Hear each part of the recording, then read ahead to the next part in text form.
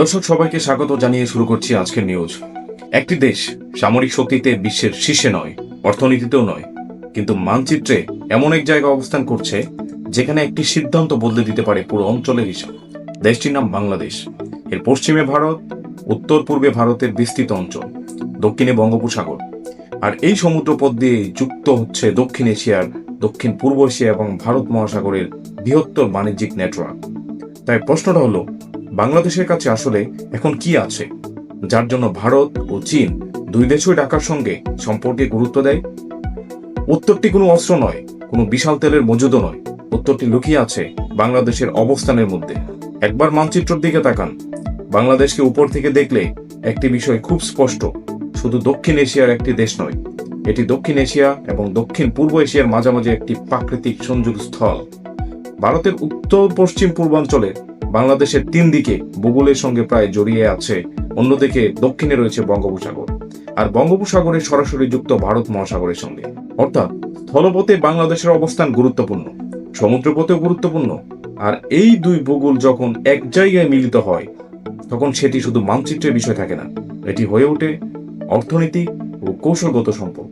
চীনের জন্য বাংলাদেশের সবচেয়ে বড় আকর্ষণগুলোর মধ্যে একটি হলো বাজার ও সমুদ্র। বাংলাদেশের বিশাল ভোক্তা বাজার, দ্রুত বাড়তে থাকা অর্থনীতি, শিল্প খাত এবং সবচেয়ে গুরুত্বপূর্ণ অবস্থান হচ্ছে বঙ্গোপসাগরের অবস্থান।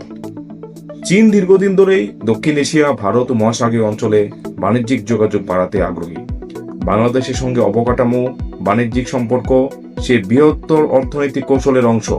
কিন্তু এখানে একটি গুরুত্বপূর্ণ পার্থক্য আছে।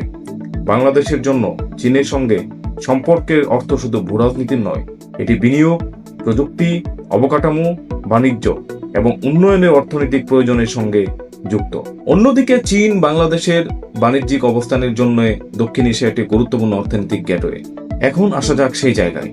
এখানে পুরো একটি আরো গুরুত্বপূর্ণ হয়ে ওঠে বঙ্গোপসাগর। বিশ্ব বাণিজ্যের বড় একটি অংশ সমুদ্রপথে পরিচালিত হয়, আর সমুদ্র, বঙ্গোপসাগর, ভারত মহাসাগরের একটি গুরুত্বপূর্ণ অংশ। এই অঞ্চলে বন্দর উন্নয়ন মানে শুধু জাহাজ বেরানোর জায়গা তৈরি করা নয়, এই সঙ্গে যুক্ত সরবরাহ ব্যবস্থা, শিল্প, আমদানি এবং রপ্তানি ও জ্বালানি, আঞ্চলিক যোগাযোগ ও দীর্ঘমেয়াদী অর্থনৈতিক পরিকল্পনা। বাংলাদেশের সমুদ্র বন্দরগুলোর সক্ষমতা যত বাড়বে, দেশটির আঞ্চলিক অর্থনৈতিক গুরুত্ব তত বাড়তে পারে। আর ঠিক এখানেই বাংলাদেশের জন্য তৈরি হয় সবচাইতে কৌশলগত সুযোগ। কিন্তু ভারত ও চীনের বাইরে আরও একজন গুরুত্বপূর্ণ খেলোয়াড় রয়েছে, যুক্তরাষ্ট্র। কারণ ওয়াশিংটনের কাছে ইন্দো প্যাসিফিক এখন বৈশ্বিক কৌশলের অন্যতম গুরুত্বপূর্ণ অঞ্চল।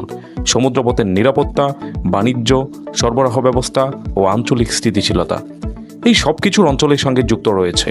আর বঙ্গোপসাগরের তীরে থাকা বাংলাদেশকে তাই পুরোপুরি উপেক্ষা করা কঠিন। এখানে বাংলাদেশের জন্য গুরুত্বপূর্ণ বিষয় তৈরি হয়, একদিকে ভারত, অন্যদিকে চীন, আর বৃহত্তর আঞ্চলিক কাঠামোর যুক্তরাষ্ট্র সহ অন্যান্য শক্তি। অর্থাৎ বাংলাদেশের কৌশলগত গুরুত্ব বাড়ছে, কারণ বড় শক্তিগুলো নিজেদের স্বার্থ এই অঞ্চলে বাড়ছে। শেষ পর্যন্ত প্রশ্ন এটাই, ভারত বনাম চীন নয়, প্রশ্নটা হলো বাংলাদেশ কি অন্যদের ভূরাজনীতির অংশ হবে, নাকি নিজের ভূগোলকে ব্যবহার করে নিজের ভবিষ্যৎ নিজেই লিখবে? এই প্রশ্নের উত্তর ঠিক করবে আগামী দশকে বাংলাদেশের অবস্থান কোথায় হবে। দেখছিলেন টাইমলাইন 24, সাথে থাকার জন্য সবাইকে ধন্যবাদ।